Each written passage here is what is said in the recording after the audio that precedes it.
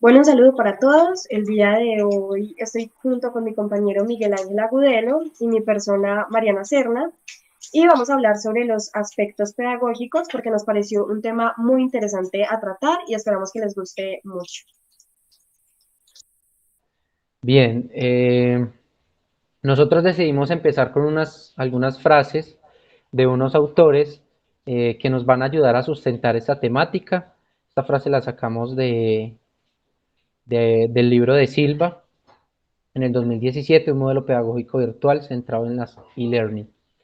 El aula virtual es considerada una innovación en la inserción de las TIC en la docencia. Sin embargo, la experiencia y la literatura demuestran que normalmente se transfiere al espacio virtual un momento tradicional de formación que apela a las metodologías conductistas.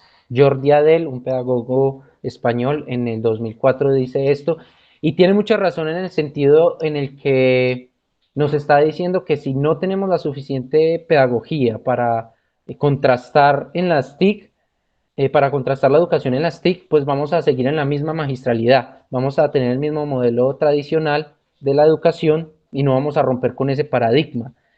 Simplemente lo único que va a hacer es que esa magistralidad va a estar mediatizada por las TIC, por las tecnologías de la información, y eso sería todo. Vamos con una frase de César Cole, que en su libro o en su artículo, perdón, Psicología de la Educación y las prácticas educativas mediadas por las tecnologías, por las TIC, nos plantea básicamente que la idea es que el enfoque debe centrar el proceso en la transformación de las prácticas educativas y no en el uso e implementación de las tecnologías. Las TIC sin un enfoque pedagógico son simples artefactos, herramientas o aplicaciones. Es lo que mencionaba anteriormente.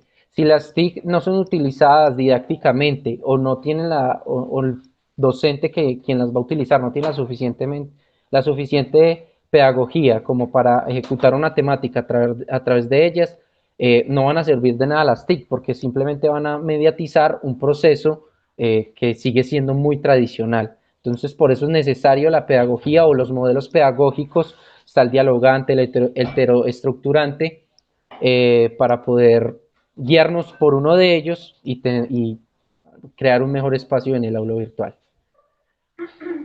Nos pareció pertinente traer a colección una de las preguntas que habíamos ya ejecutado en una presentación anterior en un foro, y es si el docente debe dar oportunidades. El docente puede darlas, sí, pero no puede perder el eje. Pedagógicamente no puede perder el eje, porque el dar oportunidades, el ser demasiado flexible con sus estudiantes, pierde un poco ese enfoque de la disciplina y entonces los estudiantes van a, digamos que, a perderse un poco en ese proceso educativo. Bueno, ahora vamos a hablar sobre las características de un entorno virtual. Tenemos que tener en cuenta los principales elementos que se pueden utilizar en un entorno virtual y que nos van a facilitar la enseñanza o la entrega de elementos, de material importante para nuestros estudiantes. Entre ellos tenemos un tablón de avisos o un área de anuncios, un bosquejo, perdón, o perfil de programa o cursos, herramientas de conferencias, una lista de clase, una metadata. ¿Qué es una metadata? Información acerca de los centros de interés temáticos categorizados en una búsqueda. Asignaciones o trabajos para estudiantes, evaluaciones en línea, herramientas de colaboración asincrónica, áreas de construcción de materiales, calendarios para conocer pues en qué momento se van a realizar las actividades o las evaluaciones y en qué momento se deben también utilizar de pronto los materiales o las herramientas que se les están brindando a los estudiantes. Áreas de construcción de materiales, eh, modelos de navegación y funciones que estén en conjunto a elementos que complementen pues este entorno. Ahora seguimos con algunos criterios para el desarrollo de EVA. Tenemos que tener en cuenta que es de vital importancia manejar algunas razones prácticas que invitan a un usuario a retirarse de un entorno de aprendizaje. Las principales razones por las que un usuario abandona un entorno virtual puede ser por la lentitud, por la deficiencia en la búsqueda, porque los enlaces están mal definidos, por falta de información o información mal dada. Por esto, es necesario tener en cuenta la experiencia del usuario y en función a ello, tener en cuenta también los criterios básicos, como es elaborar una propuesta desarrollada que sea coherente con la estrategia general, determinar los objetivos, revalorar la funcionalidad por encima del diseño gráfico y conjugar diseños funcionales y estéticos que llamen la atención para que el usuario pues se pueda concentrar más fácil y esté mucho más atento.